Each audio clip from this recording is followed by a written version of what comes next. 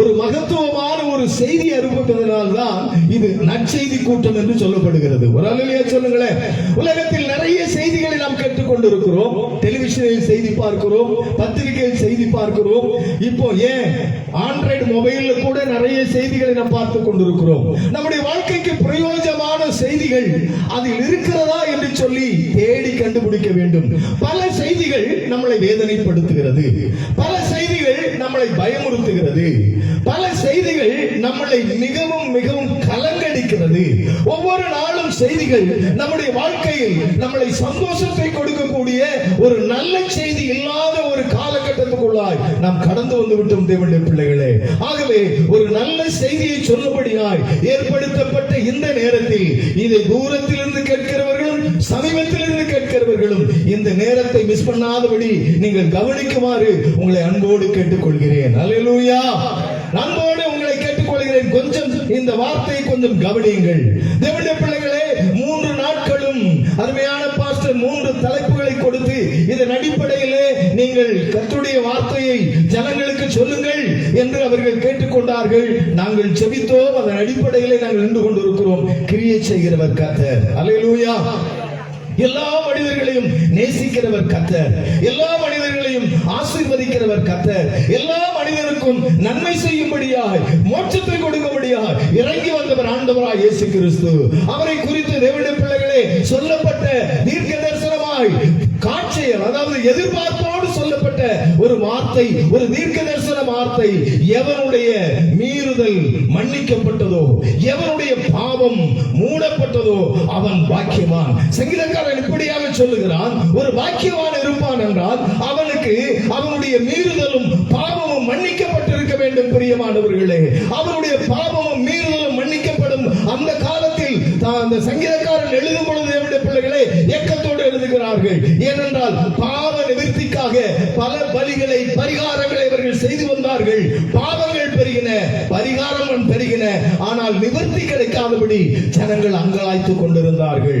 பாவ விமோசனம் இல்லாதபடி ஜனங்கள் அங்கலாய்த்துக் கொண்டிருந்தார்கள். தேவனுடைய பிள்ளைகளே, தேவனுடைய மகாபெரிய திட்டத்தினாலே அந்த நிவர்த்தியை, அந்த பலியை பூர்த்தி செய்யும்படியாய் ஆண்டவராய் இயேசு கிறிஸ்து இந்த பூமிக்கு இறங்கி வந்தார். அல்லேலூயா. ஆண்டவராய் இயேசு கிறிஸ்து பூமிக்கு இறங்கி வந்த நோக்கம் என்ன? ஆண்டவராய் இயேசு கிறிஸ்து ஏன் தெய்வம் என்று சொல்லுகிறீர்கள்? அவர் எப்படி பாவத்தை போக்கினார்? பாவம் எப்படி, மீறுதல் எப்படி மன்னிக்கப்பட்டது? பாவம் எப்படி மன்னிக்கப்பட்டது? பாவத்தை மன்னிக்க முடியுமா என்று சொல்லி பல கேள்விகள் மனிதர்களுக்குள்ளாய் எழும்பினது உண்டு. அல்லேலூயா.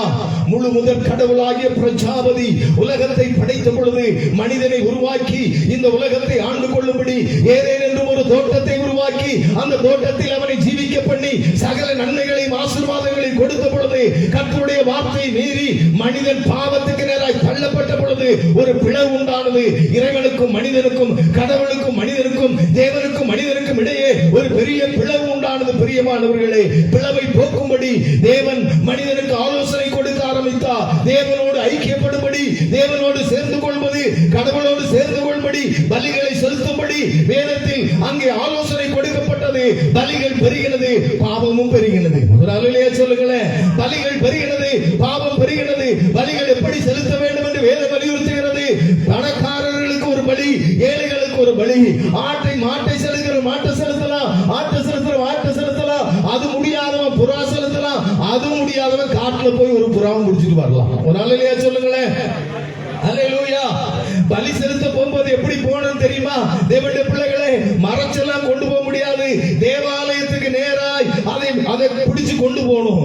அதை ரோட்டு வழியே பிடிச்சு தேவாலயத்துக்கு நேரா பலியை கொண்டு போகணும். அப்படி பலியை கொண்டு போகும் பொழுது ஒருவர் மாடை பிடிச்சிட்டு போயிட்டு நடந்துட்டு போயிட்டு இருந்தாருன்னா பாக்குறவன் சொல்லுவான், சரியான பாவி இவன், இவ்வளவு பெரிய மாடு பிடிச்சிட்டு போறான், அவன் பாவின்னு எல்லாருக்கும் என்ன பண்ணிரும் தெரிஞ்சிருந்து. தேவனுடைய பிள்ளைகளே, ஆசாரியனை கொண்டு போறதுக்கு முன்னால அவன் பேரெல்லாம் கெட்டு போகும். அவனுடைய வாழ்க்கையில் பலியை கொண்டு செலுத்துவதற்கு முன்பாக அவன் எவ்வளவு பெரிய பாவி என்பதை எல்லோரும் அறிந்து கொள்வார்கள். அவன் மனம் நொந்து வேதனைப்பட்டு பலி செலுத்துவதை விட செலுத்தாமல் இருந்து கொண்டே நான் என்னுடைய பாவத்தை மறைத்து விடலாம் என்று சொல்லி மறைத்து வாழ்ந்த காலங்கள் உண்டு. அல்லேலூயா. என்னுடைய பாவம் யாருக்கும் வெளியே தெரியக்கூடாது, என்னுடைய பலவீனம் யாருக்கும் வெளியே தெரியக்கூடாது. எந்த ஒரு மனுஷனும் தன்னுடைய பாவத்தையும் பலவீனத்தையும் வெளியே சொல்ல ஒத்துக்கொள்வது கிடையாது. ஆகவே பாவங்கள் பெருகின. முதற் கடவுளாகிய பிரஜாபதி பாவத்தை போக்கும்படியாய் ஒரு தீர்மானம் பண்ணினார். சொந்த குமாரனாகிய கிறிஸ்துவை பூமிக்கு அனுப்பினார். பிரியமானவர்களே, ஆண்டவராகிய இயேசு கிறிஸ்துவாய் சொந்த குமாரனாகிய கிறிஸ்து இந்த பூமிக்கு மனித அவதாரம் எடுத்து இந்த பூமிக்கு இறங்கி வந்தார். அவர் இறங்கி வந்த நோக்கம் என்ன? பாவத்தை மன்னிக்கவும், மீறுதலை மன்னிக்கவும், பாவத்தை போக்கவும், ஆசீர்வாதம் உள்ளவனாய், நன்மை உள்ள ஒரு மனிதனாய் மனிதர்கள் வாழ வேண்டும் என்ற ஒரு நோக்கத்துக்கு மனிதன் மேல் அன்பு வைத்து இயேசு கிறிஸ்து இந்த பூமிக்கு இறங்கி வந்தார். அல்லேலூயா. நேற்றைய தினத்தில் அவர் பிறப்பை குறித்து ஒருவேளை நீங்கள் பார்த்திருப்பீர்கள். அவர் இந்த பூமிக்கு வந்த நோக்கத்தை வேதம் தெளிவாக சொல்லுகிறது. தேவன் தம்முடைய ஒரே பேரான குமாரனை விசுவாசிக்கிறவன் எவரோ அவன் கெட்டு போகாமல் அவன் நித்திய ஜீவனை அடையும்படிக்கு அவரை தந்தருளி இவ்வளவாய் உலகத்தில் அன்பு கூர்ந்தார். தேவன் தம்முடைய ஒரே பேரான குமாரனை கிறிஸ்துவை இயேசுவை விசுவாசிக்கிறவன் எவரோ அவன் கெட்டு போகாமல் நித்திய ஜீவனை அடையும்படிக்கு. பிரியமானவர்களே, நித்திய ஜீவனை ஒரு மனிதன் அடைய வேண்டும், கெட்டு போகாமல் அவன் பூமியில் வாழ வேண்டும் என்ற ஒரு மகத்துவமான திட்டத்தோடு கிறிஸ்து இந்த பூமிக்கு இறங்கி வந்தார். இந்த பூமியில் மனிதன் நித்திய ஜீவனை சுதந்திரிக்க வேண்டும், கெட்டு போகாமல் வாழ வேண்டும்.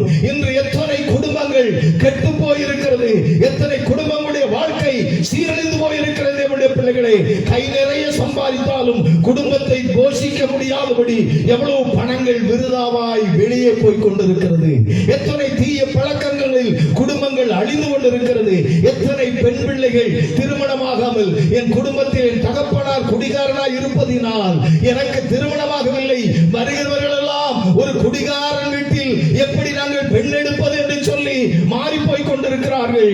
கெட்ட பழக்கம், அதை மாற்றுவதற்கு வழி இல்லை, அதில் என்னை விட்டு மாறுவதற்கு வாய்ப்பில்லை என்று சொல்லி எத்தனையோ பேர் இருக்கும் பொழுது ஒரு நற்செய்தி, கிறிஸ்து என்ற ஒருவர் உண்டு, அவர் மாற்றத்தை கொடுக்கிறவர்.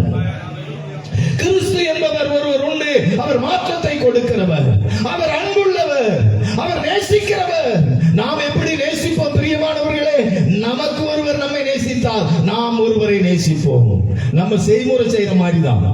ஆமா, 1000 ரூபாய் செஞ்சோம்னா அடுத்த தடவை அவங்க எப்படி எவ்வளவு செய்வாங்கன்னு ஒரு எதிர்பார்ப்போட 1000 ரூபாய் செய்வோம். 1100வது நமக்கு என்ன பண்ணுவாங்க? செய்வாங்க. 10,000 ரூபாய் செஞ்சா அடுத்த செய்முறையில நமக்கு ஒரு 11,000 ரூபாயாவது செய்வாங்க அப்படின்னு எதிர்பார்த்து நம்ம செய்வோம் தேவனுடைய பிள்ளைகளே. ஆனால் கிறிஸ்து நாம் பாவிகளாய் இருக்கும் பொழுதே நம்மை நேசித்தார். இந்த செய்தி எதற்காக உங்களுக்கு சொல்லப்படுகிறது? எந்த ஒரு மனிதனை மாற்ற இயேசு கிறிஸ்துவினால் முடியும். சகோதரனே, உன்னுடைய வாழ்க்கையில் மாற்றத்தை கொடுக்க நீ எடுக்கிற பிரயாசத்தில் 1% கூட உன்னால் முடியாமல் இருக்கலாம். ஆனால் நாங்கள் பிரசங்கிக்கிற இயேசு விடுதலை கொடுக்கிறவர், மாற்றத்தை கொடுக்கிற தேவன். மனுஷனுடைய வாழ்க்கையில் வருகிற எல்லா போராட்டங்களையும் மாற்ற கிறிஸ்துவால் கூடும். நான் விஷயத்திற்கு வருகிறேன் தேவனுடைய பிள்ளைகளே. எப்படி அந்த அன்பை வெளிப்படுத்தினார்? தேவன் தம்முடைய ஒரே பேரான குமாரனை விசுவாசிக்கிறவன் எவரோ அவன் கெட்டு போகாமல் நித்திய ஜீவனை அடையும்படிக்கு அவரை தந்தருளி என்று வேதம் சொல்லுகிறது. எதற்காக கிறிஸ்துவை தந்தார்? நம்முடைய பாவங்களை போக்கத்தானே, நம்முடைய மீறுதலை அக்குறுமங்களை மாற்றத்தானே. ஏன் உங்கள் குடும்பமும் என் குடும்பமும் நல்லா இருக்கணும் தானே, நம்ம பிள்ளைகள் செழுமையாய் வாழணும் தானே. உழைக்கிற சம்பாத்தியம் குடும்பத்திற்கும் பிள்ளைகளுக்கும் வேண்டும் என்பதற்காகத்தானே. தேவனுடைய பிள்ளைகளே, அவருடைய அன்பை வெளிப்படுத்த அவர் எடுத்துக்கொண்ட ஒரு காரியம் என்ன தெரியுமா? கிறிஸ்துவை மரணத்துக்கு ஒப்பு கொடுத்தார். அல்லேலூயா.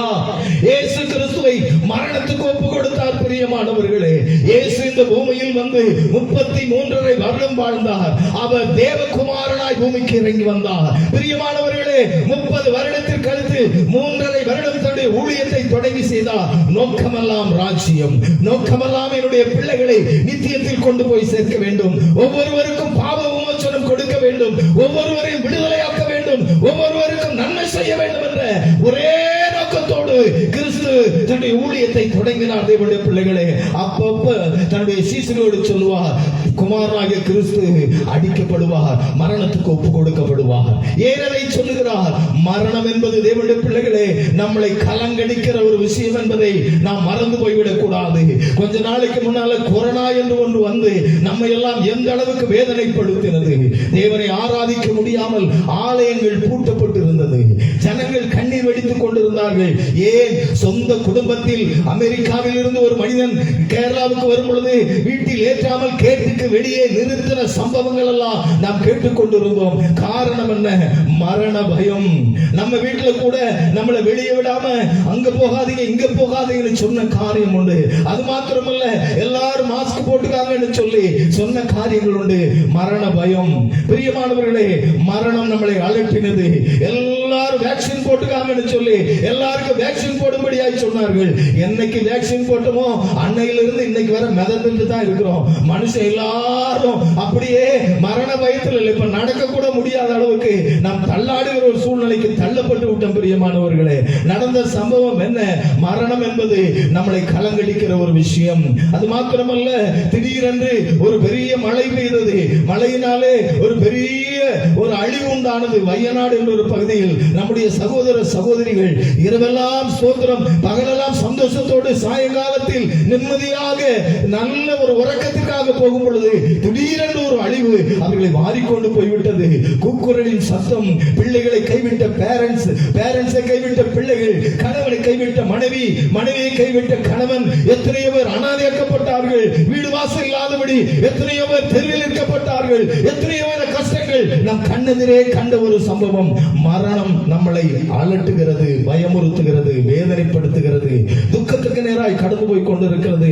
ஒரு குறிப்பிட்ட காலங்களுக்கு முன்பாக ஒரு மரணம் என்றால் எல்லாரும் சொல்லுவோம், அந்த ஐயா 10 வருஷம் சுகமில்லாம இருந்தாரு, ஹாஸ்பிட்டல்ல கொண்டு போட்டாங்க, அவர் கடந்த கிடப்பிலே இருந்தாரு, நேத்து செத்துட்டாரு அப்படின்னு சொல்லுவாங்க. இப்ப அப்படி இல்லைங்க. ஸ்தோத்திரம். டீ குடித்துக் கொண்டே இருக்கும் பொழுது, அப்படியே டீ கிளாஸ் வைக்கும் பொழுது அவரும் மரித்து விட்டார். நடந்து கொண்டே இருக்கும் பொழுது திடீரென்று அவர் மயங்கி கீழே விழுந்து மரித்து விட்டார். பேசிக்கொண்டே இருக்கும் பொழுது அவர் அப்படியே மயங்கி கீழே விழுந்து மரித்து விட்டார். டான்ஸ் ஆடிக்கொண்டே இருக்கும் பொழுது டான்ஸ் முடிவதற்குள்ளாக அவர் முடிந்து விட்டார். நிறைய விஷயங்களை நம்ம கேட்டுக்கிட்டே இருக்கிறோம். பிரியமானவர்களே, மரணம் என்பது எல்லா மனிதனையும் வேதனைப்படுத்திக் கொண்டிருக்கிறது. இதை கேட்டுக் கொண்டிருக்கிற நீங்களும் நானும் அந்த காலத்தில் தான் நாமும் இருந்து கொண்டிருக்கிறோம். அல்லேலூயா. நமக்கும் தலைக்கரக்கம் வரலாம், நாமும் கீழே விழுந்து மரிக்கலாம். நம்முடைய வாழ்க்கையிலும் மரணம் எந்த நொடியில் வரும் என்று யாராலும் சொல்ல முடியாது. ஆனால் மரணத்துக்கு பிற்பாடு ஒரு வாழ்க்கை கொடுக்க இயேசு கிறிஸ்து இந்த பூமிக்கு இறங்கி வந்தாரே, அவருடைய அந்த மகிமையான காரியத்தை பெற்றுக் கொள்ளும்படியாய் ஒரு வாய்ப்பை கர்த்தர் நமக்கு ஏற்படுத்தி தருகிறார். ஒரு அல்லேலூயா சொல்லுங்களேன். இயேசு கிறிஸ்து மரணம் என்பது உங்களையும் என்னையும் பயமுறுத்துவதல்ல. மனிதனுடைய எல்லா காரியங்களும் மரணம் பயமுறுத்தி கொண்டிருக்கும் பொழுது இயேசுவின் மரணம் உங்களுக்கும் எனக்கும் சந்தோஷத்தை கொடுக்க ஆரம்பித்தது. ஹல்லேலூயா. தேவனுடைய பிள்ளைகளே, இந்த நாட்களில் ஸ்தோத்திரம், எல்லா சபைகளும் இந்த நாட்களை அப்படியே அதை ஆசரிக்கிறதை நாம் பார்க்கிறோம். நான் சொல்கிறேன், எதற்காக? வேதம் சொல்லுகிறது, என் மரணத்தை நினைவு கூறும்படி இதை செய்யுங்கள் என்று சொல்லுகிறார். மரணத்தை நாம் நினைவு கூற வேண்டும். நிச்சயமாக என்ன விஷயம், மரணத்தில் என்ன காரியம் நடந்தது, இயேசு கிறிஸ்து எதற்காக இந்த பூமியில் இறங்கி வந்தார், அவருடைய நோக்கம் என்ன? உங்களுக்கும் எனக்கும் அந்த மகிமையான மீட்பை, அந்த மகிமையான ரட்சிப்பை, மீறுதலில் இருந்து மன்னிப்பை, தேவனுடைய பிள்ளைகளே ஸ்தோத்திரம், நம்முடைய பாவத்தில் இருந்து ஒரு பெரிய மன்னிப்பை நமக்கு கொடுக்கும்படியா இயேசு இந்த பூமிக்கு இறங்கி வந்து மரணத்துக்கு தன்னை ஒப்பு கொடுத்தார். ஒரு அல்லேலூயா சொல்லுங்களேன். இயேசுவை யாரும் பிடித்துக் கொண்டு சிலுவையில் அறையவில்லைங்க. மரணத்துக்கு அவர் தன்னை தானே ஒப்பு கொடுத்தார். இயேசு ஒவ்வொரு முறையும் சீசர்களிடத்தில் அதை சொல்லிக் கொண்டே இருந்தார். பிரியமானவர்களே, இந்த உலகத்தில் சகல நன்மைகளும் கிடைக்க என்று மனிதன் பிறந்தாலோ அன்றே அவனுக்கு கொடுத்து விட்டார். ஆண்டவர் வேண்டும் என்று சொன்னாலும் வேண்டாம் என்று சொன்னாலும் அந்த மனிதன் ஆசீர்வாதமாக இருப்பான். ஏனென்றால் மனித குலத்திற்கு நன்மையை தேவன் கொடுத்து விட்டார். இந்த உலக நன்மையை கொடுக்க இயேசு வரவில்லை, நித்திய ஜீவனை கொடுக்க இயேசு வந்தார். பாவத்தை மன்னிக்க இயேசு வந்தார், மீறுதலை மன்னிக்க இயேசு வந்தார். பிரியமானவர்களே, அவர் ஊழியம் செய்யும் பொழுது அவரோடு திரளான சீசர்கள், திரளான மக்களும் அவருடைய சீசர்களும் அவரோடு கூட இருந்தார்கள். ஆனால் அவர் மரணத்துக்கு தன்னை ஒப்புக் கொடுக்கும் பொழுது எல்லாரும் கலங்கினார்கள், பின்மாறி போனார்கள். பிரியமானவர்களே, இயேசு பின்மாறவில்லை. ஏனென்றால் உங்களையும் என்னை அவர் நேசித்ததினால் மரணத்துக்கு தன்னை பூரணமாய் ஒப்புக் கொடுத்தார். அல்லேலூயா, அல்லேலூயா. தன்னுடைய மரணத்துக்கு ஒப்புக் கொடுப்பதற்கு முன்பாக கெத்செமனேயிலே தன்னுடைய வேதனையை, தன்னுடைய துக்கத்தையும் பாரத்தையும் இயேசு கிறிஸ்து தூக்கி சுமக்க ஆரம்பித்தார். தேவனுடைய பிள்ளைகளே, வேதம் சொல்லுகிறது, நீங்கள் அல்ல, அவரே நம்முடைய பாவங்களை தூக்கி சுமந்தார். அல்லேலூயா, அல்லேலூயா, அல்லேலூயா. கொஞ்சம் சத்தமா தான் சொல்லுங்களேன். ஆமென், அல்லேலூயா. தேவன் நல்லவர், தேவன் மகிமையானவர். கெத்செமனேயிலே தன்னுடைய திட்டத்தை, தீர்மானத்தை அவர் செய்ய ஆரம்பித்தார். தேவனுடைய பிள்ளைகளே, அந்த மரணத்தை இந்த பூமியில் கொண்டு வரும்படி அவர் தெரிந்தெடுத்து கொண்ட ஒரு இடம், ஒரு பாத்திரம் தான் சிலுவை என்பது. அல்லேலூயா. சிலுவை என்பது கழுத்தில் மாட்டிக்கொள்வதற்காக அல்ல, நாம் நினைப்பதற்கு நம்முடைய வாழ்க்கையில் ஒரு விமோசனத்தை கொடுப்ப தேவன் எடுத்துக்கொண்ட ஒரு மகிமையான ஒன்று சிலுவை.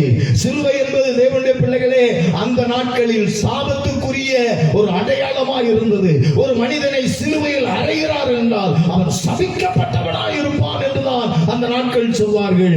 என்ன செய்தாக இயேசுவை சபிக்கப்பட்டவனாய் ஆக்க வேண்டும் என்று ஒருவேளை அவர்கள் நினைத்திருக்கலாம். ஆனால் உங்களுடைய சாபத்தையும் என்னுடைய சாபத்தையும் தூக்கும்படியார் தேவன் சிலுவையை தெரிந்து கொண்டார். அல்லேலூயா. எவனுடைய மீறுதல் மன்னிக்கப்பட்டதோ, எவனுடைய பாவம் மூடப்பட்டதோ அவன் பாக்கியவான். எப்படி மூடப்பட்டது? உங்களுடைய பாவத்தையும் என்னுடைய பாவத்தையும் இயேசு கிறிஸ்து சிலுவையிலே தூக்கி சுமந்தார். ஹல்லேலூயா. வேதம் சொல்லுகிறது, 1 பேதுரு 2ஆம் அதிகாரம் 24ஆம் அதிகாரத்தை 24ஆம் வசனத்தை ஒன்று வாசிக்கலாம். 1 பேதுரு 2ஆம் அதிகாரம் 24ஆம் வசனத்தை வாசிக்க.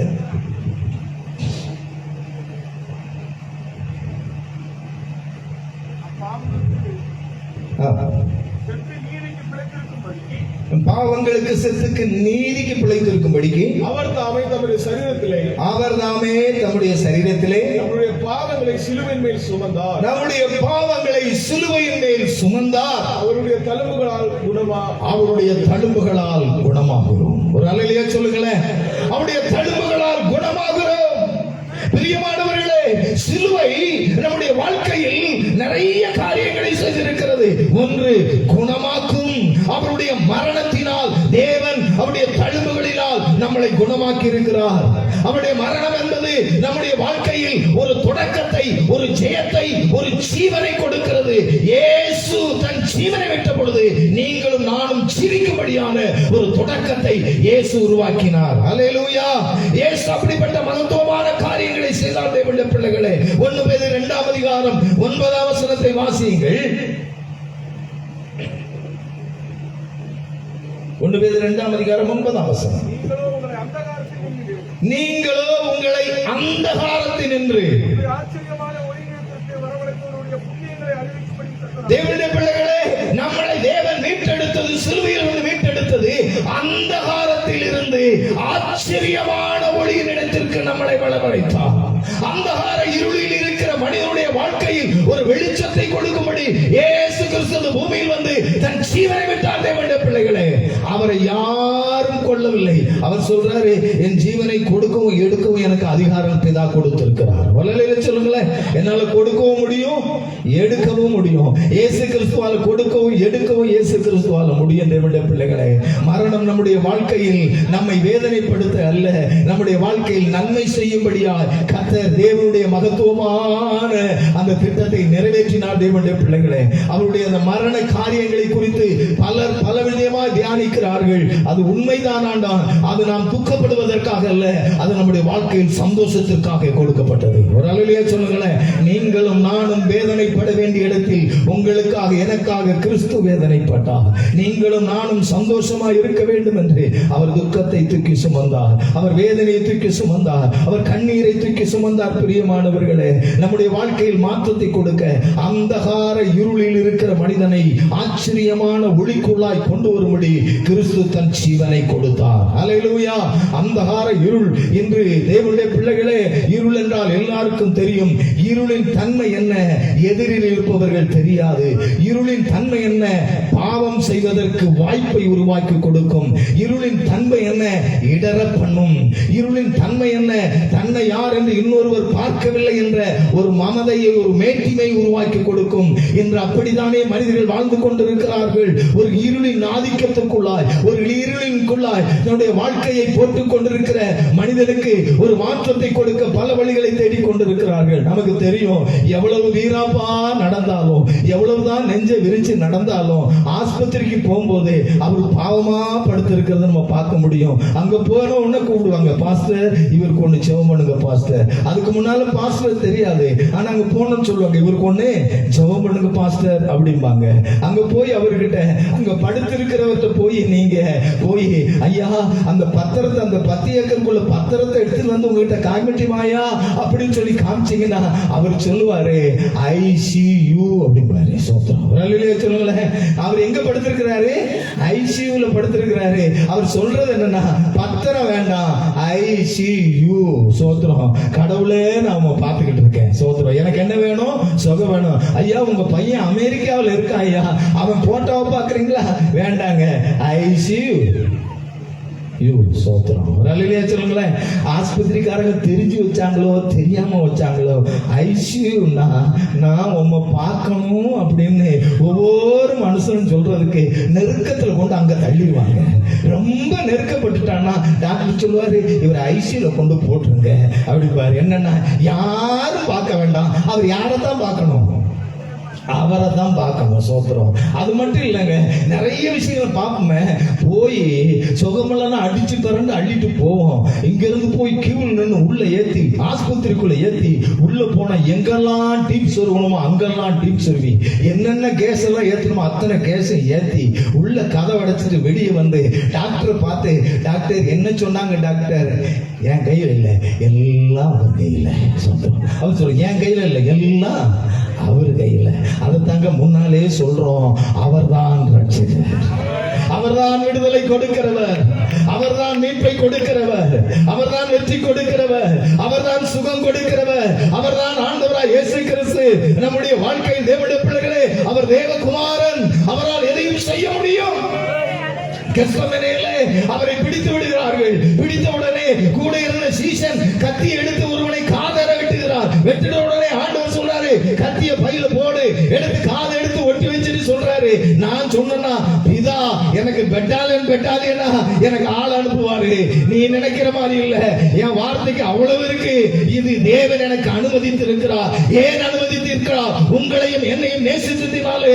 இதை கேட்டுக்கொண்டிருக்கிற சகோதரனே, சகோதரியே, உன்னை இயேசு நேசிக்கிறார். உன்னுடைய வாழ்க்கையில் மீட்பை கொடுக்கும்படி, உன்னுடைய வாழ்க்கையில் ரட்சிப்பை கொடுக்கும்படி, உனக்கு மகத்துவமான வாழ்க்கை கொடுக்கும்படி, செழுமையை கொடுக்கும்படி இயேசு இந்த பூமிக்கு இறங்கி வந்து தன் ஜீவனை கொடுத்தார். ஹல்லேலூயா.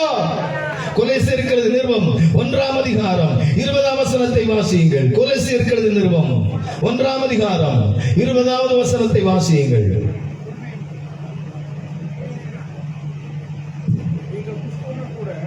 நீங்கள் கிறிஸ்துவுடனே கூட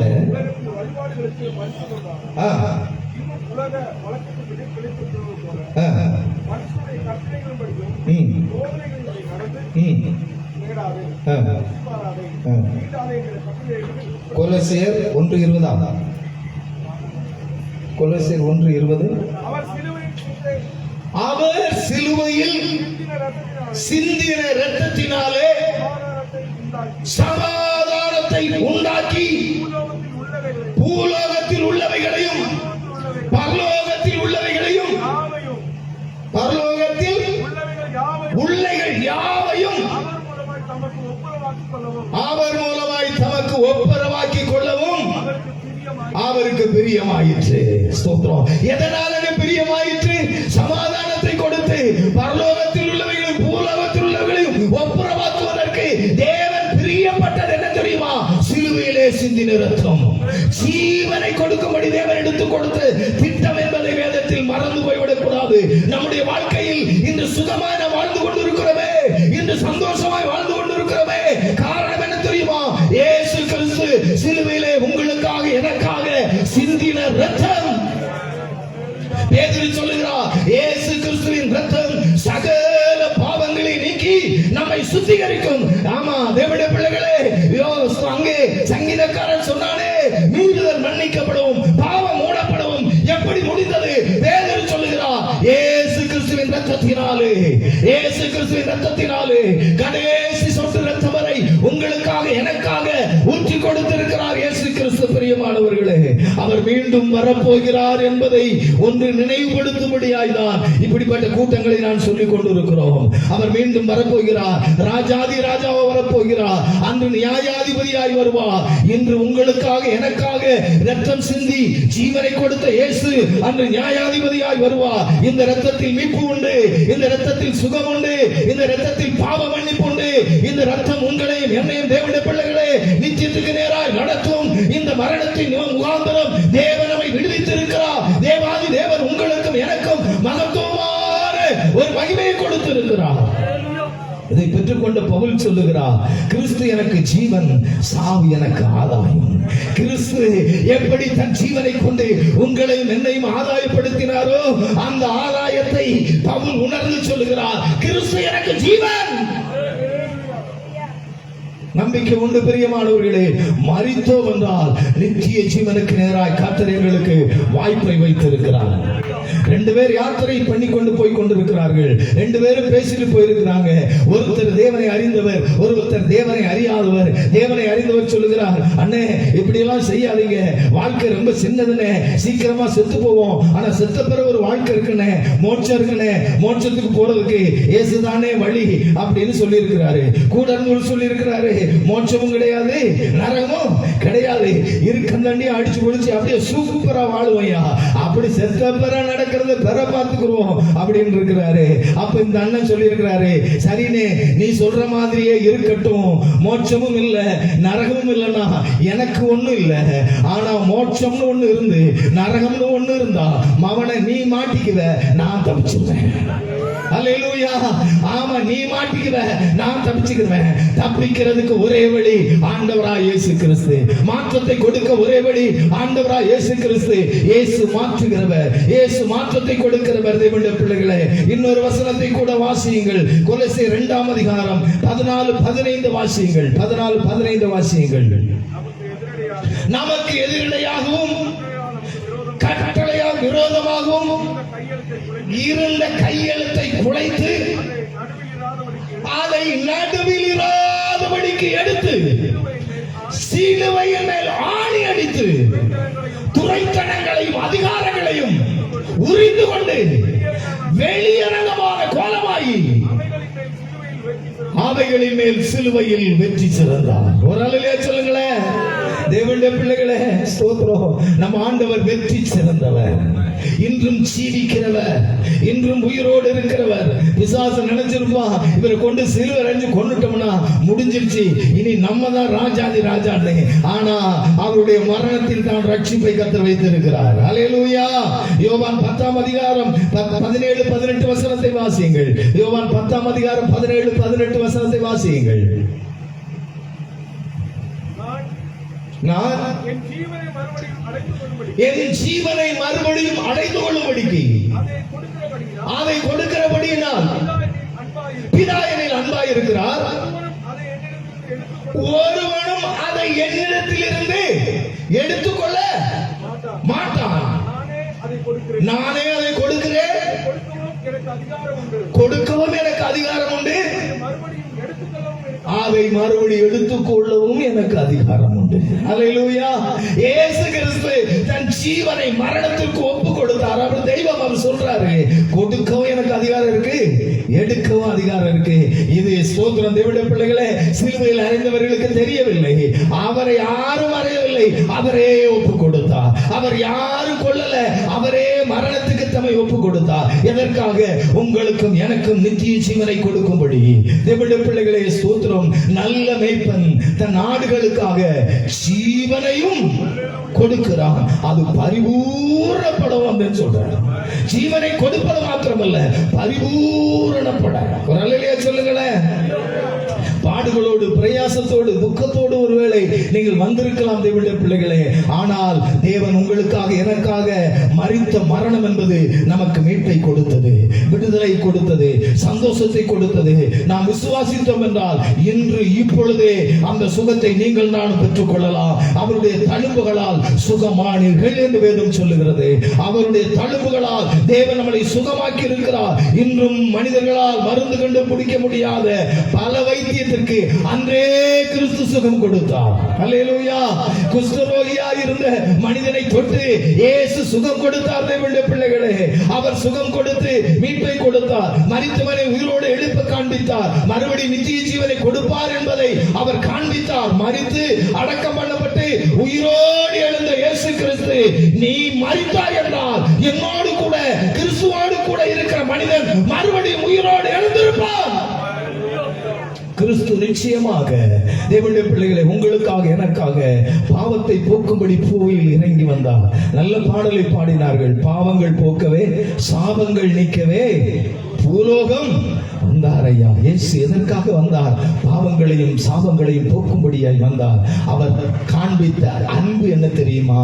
மரணம். இயேசு காண்பித்த அன்பு எதுங்க? மரணம். இயேசு காண்பித்த அன்பு என்ன? மரணம். தேவனுடைய பிள்ளைகளே, இயேசு மரித்தது அவர் நம்மே வைத்த அன்பு. அந்த அன்பை வெளிப்படுத்தினார். அந்த அன்புடைய காரியத்தை எப்படி வெளிப்படுத்தினார்? வேதம் சொல்லுகிறது. பிரியமானவர்களே, கிறிஸ்துவை சிலுவையில் அறைந்த பொழுது, சிலுவையில் அறைந்து விட்டார்கள். அவருக்கு எதிராய் கோஷமிடுகிறார்கள். பிலாத்தினிடத்தில் சொல்லுகிறார்கள், அவனை சிலுவையில் அறையுங்கள், சிலுவையில் அறையுங்கள் என்று சொல்லுகிறார்கள். அப்பொழுது ஸ்தோத்திரம், பிலாத்து இந்த நீதிமானுடைய பாவத்திற்கு நான் விலகுகிறேன் என்று கையை கழுவிட்டு விலகிறார். அப்பொழுது ஜனங்கள் சொல்லுகிறார்கள், அந்த இரத்தப்பழி எங்கள் மேலே எங்கள் பிள்ளைகள் மேலே விழட்டும் சொல்றாங்க. எங்க மேலே எங்க பிள்ளைகள் மேலே விழட்டும் சொல்றவங்களை பார்த்து இயேசு கிறிஸ்து சொல்றாரு, பிதாவே இவர்களுக்கு மன்னியும், இவர்கள் செய்கிறது இன்னதென்று அறியாமல் செய்கிறார்கள். மன்னிக்கிற ஒரு தெய்வம் நம்முடைய வாழ்க்கையில் இருக்கிறார். அவர் சிலுவையில் மரணத்தில் அந்த அன்பை வெளிப்படுத்தினார். பிரியமானவர்களே, இயேசு கிறிஸ்து அன்புள்ளவர், இயேசு நேசிக்கிறவர். எங்க வீட்டுல நான் தான் மூத்த பையன், வீட்டுக்கு அடங்காதவன். சென்னைக்கு ஓடிட்டேன், குடும்பம் வேண்டாம் ஒண்ணு வேண்டாம்னு சென்னைக்கு போயிட்டேன். அனாத மாதிரி அளந்தேன். கேரா பிளாட்பாரம் 2.5 வருஷத்துக்கு மேல பிளாட்பாரத்துல படுத்திருந்தேன். ரவுடியா வாழ்ந்தேன். குடும்பம் வேண்டாம், ஒருத்தர் வேண்டாம், எங்க அப்பா எங்க அம்மா ஒருத்தர் வேண்டாம்னு சொன்னாங்க. ஆனா இயேசு என்னை தேடி வந்தார். அல்லேலூயா. என் வாழ்க்கையில் எல்லா நன்மைகளையும் பெறுவதற்கு இயேசு வழிகளை வாய்ப்புகளை ஏற்படுத்தி கொடுத்தார். பிரியமானவர்களே, இயேசுவால் மாற்றம் உருவாக்க முடியும். மனிதனால ட்ரெஸ் மாத்திக்கலாம், மனுஷனால முடிவெட்ட மாத்திக்கலாம், ஏன் கொஞ்சம் சாயம் பூசி கலரை கூட மாத்திக்கலாம். ஆனா மனசை மாத்த இயேசுவை தவிர வேற ஒருத்தருமே கிடையாது. அல்லேலூயா. தேவனுடைய பிள்ளைகளே, எத்தனை மாற்றங்கள் இந்த உலகத்தில் மனிதர்கள் கொண்டு வந்தாலும் மனிதன் மனிதனாய் மாற வேண்டும் என்றால் இயேசுவால் முடியும் என்பதை சொல்லிக் கொண்டிருக்கிறேன். சில நேரத்தில் வீட்டில் சண்டை வரும்போது சொல்லுவாங்க, நீ எல்லாம் மனுஷனாயா அப்படின்னு கேட்பாங்க. என்னன்னா மனுஷன்ல இருந்தே மாறிட்டான்றது வீட்டில் இருக்கவங்களுக்கே தெரியுது. மனுஷனா மாத்துறதுக்கு தான் கிறிஸ்து சிலுவையிலே ஜீவனை விட்டார். கிறிஸ்து சிலுவையிலே ஜீவனை விட்டார். இதை கேட்டுக்கொண்டிருக்கிற அன்பு சகோதரா, உன் வாழ்க்கையில் மாற்றத்தை இயேசுவால் கொடுக்க முடியும்.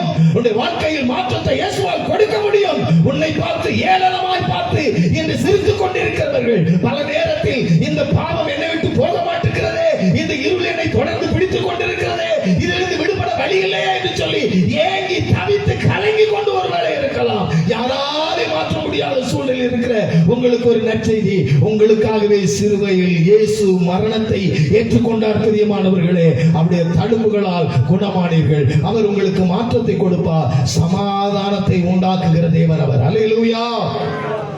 சமாதானம் என்பது எந்த கடையிலாவது கிடைக்குமாங்க? கிடைக்காதுங்க. அல்லேலூயா. சமாதான பிரபு ஒருவர் உண்டு, அவர் ஆண்டவராய் இயேசு கிறிஸ்து. விடுதலை கொடுக்கிறவர் ஆண்டவராய் இயேசு கிறிஸ்து. நன்மை செய்கிறவர் ஆண்டவராய் இயேசு கிறிஸ்து. ஜெயத்தை தருகிறவர் ஆண்டவராய் இயேசு கிறிஸ்து. மாற்றத்தை கொடுக்கிறவர் ஆண்டவராய் இயேசு கிறிஸ்து. கடைசி வரை கைப்பிடித்து நடத்துகிற ஆண்டவராய் இயேசு கிறிஸ்து. அல்லேலூயா. அல்லேலூயா. நான் சீக்கிரமாக என்னுடைய நேரம் ஆய்கொண்டே இருக்கிறேன். சீக்கிரமாக நான் காரியங்களை சொல்லி முடிக்கிறேன். தேவனுடைய பிள்ளைகளே, பாம்பன் பாலம் அந்த நாட்கள் இப்பொழுது நம்முடைய பிரதமர் மோடி புதிதாக ஒரு பாலத்தை திறந்து வைத்தாரே, அன்று இருந்த பாம்பன் பாலம். அந்த பாம்பன் பாலத்தில் அந்த பாலத்தை மேலே தூக்குவதற்கு, அதாவது அந்த பாலம் ரெண்டா பிளக்கும், அப்ப கீழே கப்பல் போகும், அதுக்கப்புறம் அந்த பாலம் ஒன்னா சேரும், மேல ட்ரெயின் போகும். அந்த வேலையை செய்வதற்காக அங்கே ஒரு மனிதன் நியமிக்கப்பட்டிருந்தார். அந்த மனிதர் என்ன பண்ணுவார் என்றால், அங்கே இருக்கிற அந்த சக்கரத்தை பிடித்து அவர் என்ன பண்ணுவார், கையாலே அதை சுத்துவார். சுத்தும் பொழுது பாலம் என்ன பண்ணும், மேல வரும். அப்போ கப்பல் என்ன பண்ணும், போகும். கப்பல் இருக்கிறவங்க எல்லாம் அவருக்கு கை காட்டி அப்படி சந்தோஷமா போவாங்க. அதுக்கப்புறம் அவர் அதை இறக்குவாரு. அதை இறக்கி முடிஞ்ச உடனே ட்ரெயின் மேல போகும். ட்ரெயின்ல போறவங்க எல்லாம் கை காட்டுவாங்க. எல்லாருக்கும் பயங்கர சந்தோஷம், மகிழ்ச்சி. தேவனுடைய பிள்ளைகளை, அவருக்கு ஒரு குட்டி பையன் இருந்தான். அவன் எப்பவும் அப்பாவுக்கு சாப்பாடு கொண்டு போவான். சாப்பாடு கொண்டு போய் அவருக்கு சாப்பாடு கொடுத்துட்டு வருவான். டெய்லி இவனுக்கு இதே விளையாட்டு. சாயங்காலம் போறது, இவங்க சாப்பாடு கொடுக்கும் போது இந்த அப்பா கிட்ட போய் அந்த ரோலை அப்படி சுத்தி பாக்குறது, எடுத்து பாக்குறது. சுட்டிஸ் எல்லாம் அப்படித்தானே, இன்னைக்கு நிறைய சுட்டிஸ் வரலன்னு நினைக்கிறேன். அவங்க வந்தாங்கன்னா அவங்கள பாக்குறதுக்குன்னே ஒரு டீம் வேணும். சுத்தி சுத்தி வருவாங்க. சிலவன் ஸ்பீக்கர்ல ஏறிடுவான், சிலவன் வெளியே போயிடுவான், வண்டியை போய் நோண்டிடுவான். அவனை பார்க்கறது பெரிய விஷயமா இருக்கும். குட்டீஸுக்கு பெரிய விஷயம். அதே போல இவன் அதை தொட்டு தொட்டு பார்த்துக்கிட்டே இருப்பான்.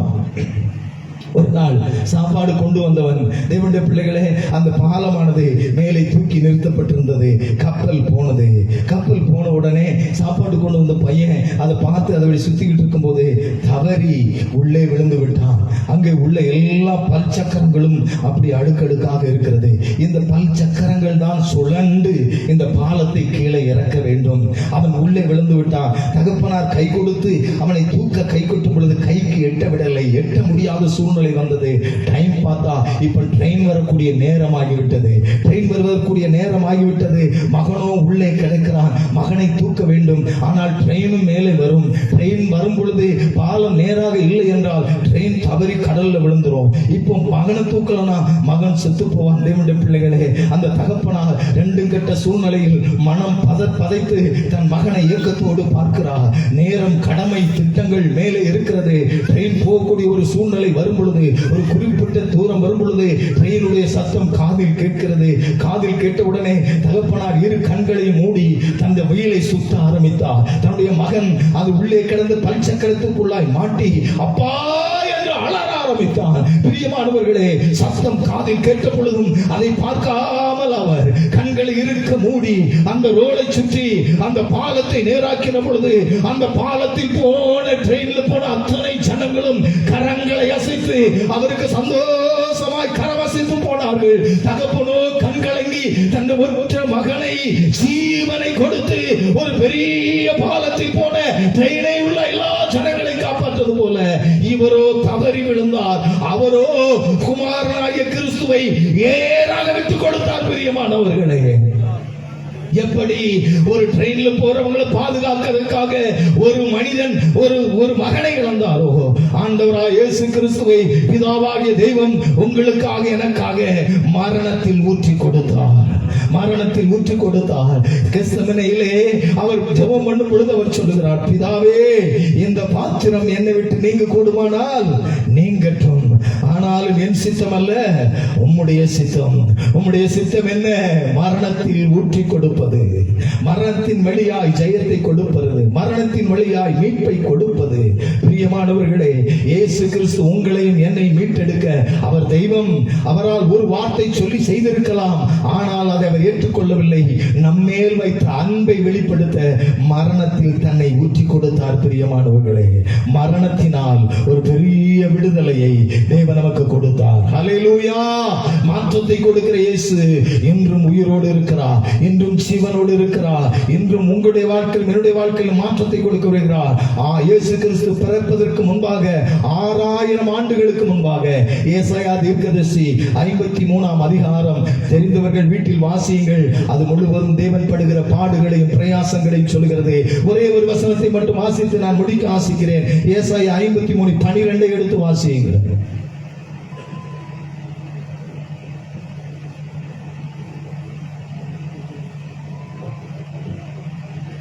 ஏசாயா 53ஆம் அதிகாரம் 12ஆம் வசனம். அவர் தம்முடைய ஆத்துமாவை அக்கிரமக்காரரில் ஒருவராக எண்ணப்பட்டு அநேகருடைய பாவத்தை தாமே சுமந்து அக்கிரமக்காரருக்காக வேண்டிக் கொண்டது நிமித்தம் அநேகரை அவருக்கு பங்காக கொடுத்தேன். அல்லேலூயா. அக்கிரமக்காரரின் ஒருவராய் இயேசு கிறிஸ்து எண்ணப்பட்டார். எப்பொழுது தெரியுமா? தன்னை மரணத்தில் ஊற்றி கொடுத்த பொழுது, மரணத்தில் அவர் தன்னை கொடுத்த பொழுது. தேவனுடைய பிள்ளைகளே, நீங்களும் நான் இன்னைக்கு அழகா இருக்கிறோம்னா அவர் அழகையெல்லாம் இழந்ததினாலே, அவர் துக்கத்தை எல்லாம் இழந்ததினாலே, அவர் நமக்கு ஆசீர்வாதத்தை கொடுக்கும்படி, தேவாதி தேவன் நம்முடைய வாழ்க்கையில் விடுதலை கொடுக்கும்படி அவர் தன் ஜீவனையே கொடுத்தாரே. அந்த இயேசு உங்களை நேசிக்கிறார் ஐயா. அந்த இயேசு உங்களுடைய வாழ்க்கையில் மாற்றத்தை கொடுக்க போகிறார். அந்த இயேசு உங்களுடைய வாழ்க்கையில் சுகத்தை கொடுக்க போகிறார். அந்த இயேசு உங்களுடைய வாழ்க்கையில் நன்மை செய்ய போகிறார். பிரியமானவர்களே, இரு திறத்தாரையும் ஒன்றாக்குகிற இயேசு பிரிவினையை உண்டாக்குகிறவர் அல்ல, ஐக்கியத்தை ஏற்படுத்துகிற இயேசு, சமாதானத்தை உண்டு பண்ணுகிற இயேசு, குடும்பத்தில் சமாதானத்தை கொடுக்கிற இயேசு, தழும்புகளால் சுகம் கொடுக்கிற இயேசு, உங்களுடைய வாழ்க்கையில் என்னுடைய வாழ்க்கையில் சுகத்தையும் பலத்தையும் கொடுக்கிற இயேசு, நன்மை செய்கிற இயேசு, பாவங்களை கடுகுகிற இயேசு, மீறுதலை மன்னிக்கிற இயேசு, பாவத்தை மூடுகிற இயேசு, பரலோக ராஜ்யத்தை நமக்கு கொடுக்கிற இயேசு. அப்படியே கண்களை மூடுமா? ஹல்லேலூயா. கல்வாரி சிலுவையினால் என் சாபங்கள் முறிந்ததையா. கல்வாரி சிலுவையினால் என் சாபங்கள் முறிந்ததையா. ஆபிரகாமின் ஆசீர்வாதங்கள் இந்த அடிமைக்கு கிடைத்ததையா. ஆபிரகாமின் ஆசீர்வாதங்கள் இந்த அடிமைக்கு கிடைத்ததையா. நன்றி நன்றி நன்றி நன்றி நன்றி நன்றி.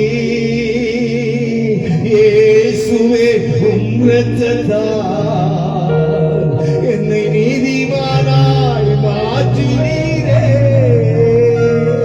இயேசுவே உம் இரத்தத்தால் என்னை நீதிமானாய் மாற்றினீரே. உம் பரிசுத்த ஆவி தந்து உம் அன்பை ஊற்றினீரே. உம் பரிசுத்த ஆவி தந்து உம் அன்பை ஊற்றினீரே. நன்றி நன்றி நன்றி. எல்லாரும் எழுந்து நிற்கலாமா? எல்லாரும் எழுந்து நிற்கலாமா? எல்லாரும் எழுந்து நிற்கலாமா? இயேசு சுகம் தருகிறவர். அவருடைய தழும்புகளால் சுகம் உண்டாகும், மாற்றங்கள் உண்டாகும். காலங்களாய் மாறாமல் இருக்கிற காரியங்களை மாற்ற கர்த்தர் வல்லவராய் இருக்கிறார். தன் பிள்ளையை குறித்து, தன் எதிர்காலத்தை குறித்து, தன் சூழ்நிலையை குறித்து வேதனையோடு துக்கத்தோடு இருக்கிற சகோதரனே சகோதரியே, சமாதானத்தை கொடுக்கிற இயேசு உன்னுடைய வாழ்க்கையில் சமாதானத்தை கொடுப்பார். உன்னுடைய வாழ்க்கையில் நன்மை செய்வார், விடுதலை கொடுப்பார். அவரை நம்புங்க, ஒரு விசுவாசிங்க. தேவருக்கு பிரியமில்லாம தூர தேசத்துக்கு ஓடி போன எங்கள் எல்லாம் மனுஷனா மாற்றி இன்னைக்கு உங்க முன்னால நிறுத்தி இருக்கிறாரே. தேவன் நல்லவருங்க. அவர் நமக்காக ஜீவனை கொடுத்தார். அவருடைய வாழ்க்கையில் நன்மை செய்யும்படியாய் பரிசுத்த ஆவியானவர் உங்களுக்கும் எனக்கு விடுதலை கொடுக்கும்படியாய் தேவாதி தேவன் கர்த்தாதி கர்த்தர் பிதாவாகிய தெய்வம் குமாரனாகிய கிறிஸ்துவை சிலுவையிலே ஒப்புக் கொடுத்தார். கண்களை மூடி அவரை நோக்கி பார்த்து, நான் உங்களுக்காக ஜெபம் பண்ண போறேன். என்கிட்ட ஒண்ணு இல்லைங்க, ஆனா அந்த இயேசு நல்லவர், அந்த இயேசு விடுதலை கொடுக்கிறவர், இன்றும் அற்புதம் செய்கிறவர். உங்களுடைய வாழ்க்கையில் என்ன பிரச்சனையாக இருந்தாலோ, என்ன வியாதியாக இருந்தாலோ, இப்போ இந்த நிமிஷத்துல விசுவாசத்தோடு துயர் நீக்கும் மருத்துவரே, என் துதி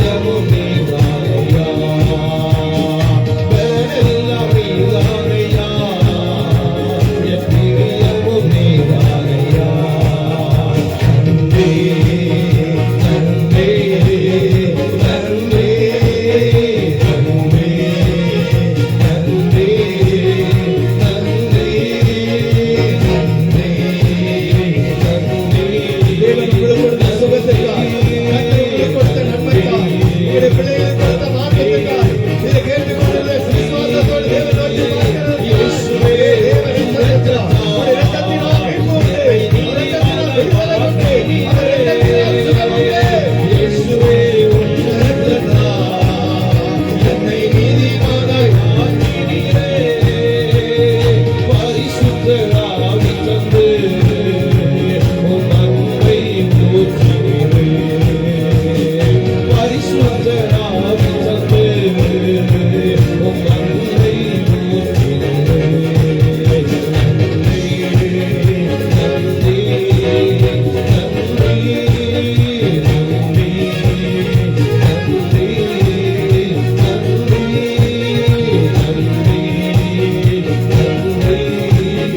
நன்றி,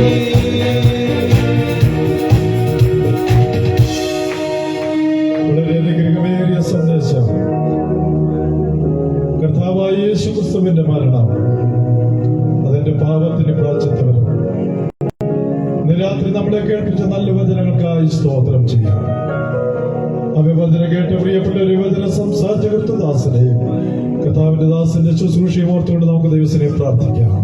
ദേശത്തിന് വിടുതലിന് വേണ്ടി നമുക്ക് പ്രാർത്ഥിക്കാം.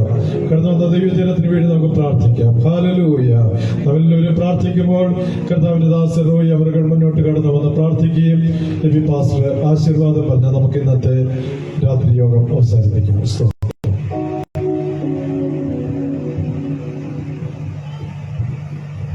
നമുക്ക് പ്രാർത്ഥിക്കാം.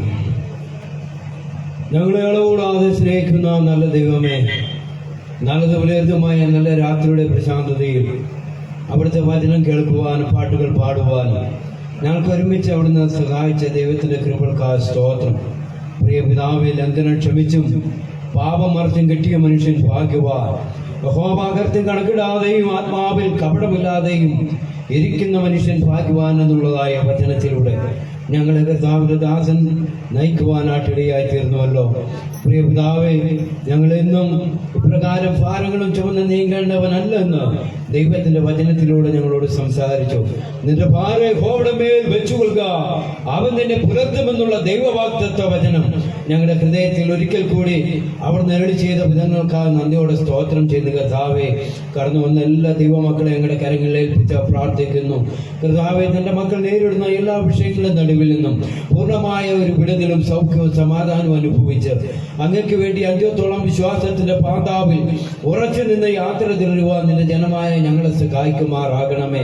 വിശേഷിച്ച് ഈ എട്ടപ്പള്ളം പ്രദേശത്തുള്ള എല്ലാ കുടുംബങ്ങളെയും അങ്ങയുടെ കരങ്ങളിൽ ഏൽപ്പിച്ച് പ്രാർത്ഥിക്കുന്നു. കർത്താവേ, പലവിധമായിരിക്കുന്ന രോഗങ്ങൾ, ദുഃഖങ്ങൾ, സാമ്പത്തിക ഞെരുക്കങ്ങൾ, ഇല്ലായ്മകൾ, ബുദ്ധിമുട്ടുകളൊക്കെ അനുഭവിക്കുന്ന കുടുംബങ്ങളെ അങ്ങയുടെ കരങ്ങളിൽ ഞങ്ങൾ സമർപ്പിച്ച് പ്രാർത്ഥിക്കുന്നു. കർത്താവേ, ഇരുളിൽ ഇരുന്ന ജനം വലിയൊരു വെളിച്ചം കണ്ടു എന്ന് ദൈവവചനം ഞങ്ങളെ പഠിപ്പിക്കുന്നു. കർത്താവേ, ഏതെല്ലാം വിഷയത്തിൽ ഭാരപ്പെടുന്നു ആ വിഷയത്തിന്റെ നടുവിൽ ദൈവത്തിന്റെ സാന്നിധ്യം ഇറങ്ങട്ടെ. ദൈവത്തിന്റെ പരിശുദ്ധാത്മാവ് ഓരോ കുടുംബത്തിന്മേൽ വ്യാപരിക്കട്ടെ. ദൈവത്തിന്റെ അന്തരീക്ഷം ഉള്ള ഭവനങ്ങളായി മാറട്ടെ. അസമാധാനത്തിൽ നിന്നും, അന്ധതയിൽ നിന്നും, കർത്താവേ, മദ്യപാനത്തിൽ നിന്നും, അതുപോലെ ലഹരി വസ്തുക്കളിൽ നിന്നും വിടുതൽ പ്രാപിച്ച് ജനം കൂട്ടത്തോടെ കർത്താവിലേക്ക് ആദായപ്പെടുന്ന ദിവസങ്ങളായി മാറട്ടെ. ഈ ദേശത്തെ അടക്കി വാളുകൊണ്ട് വ്യാപരിക്കുന്ന എല്ലാ ദുഷ്ടന്റെ പോരുകളെയും നസറേനായ യേശുവിന്റെ നാമത്തിൽ നിന്റെ ദാസന്മാരായ അടിയങ്ങൾ കർത്താവെ ദൂരീകരിച്ച് ജയമെടുക്കുകയാണ്. പുരാതന കാലം മുതൽ ഈ ദേശത്തോടെ അനേക ദൈവദാസന്മാർ ദൈവത്തിന്റെ വചനം സംസാരിച്ചുവെങ്കിലും കർത്താവെ, ആധുനിക ചിന്തകളിലും പ്രത്യേക ശാസ്ത്രത്തിലും അടിമപ്പെട്ടുകൊണ്ട് അനേക ജീവിതങ്ങൾ ദൈവത്തെയും ദൈവവചനത്തെയും തിരസ്കരിച്ചുകൊണ്ട് നീങ്ങുന്ന ഈ ദുഷ്ടന്റെ ശക്തിയിൽ നിന്ന് കുടുംബങ്ങൾ വിടുതൽ പ്രാപിക്കുവാൻ ഞങ്ങൾ അങ്ങയുടെ നാമത്തിൽ അധികാരത്തോടെ പ്രാർത്ഥിക്കുകയാണ്.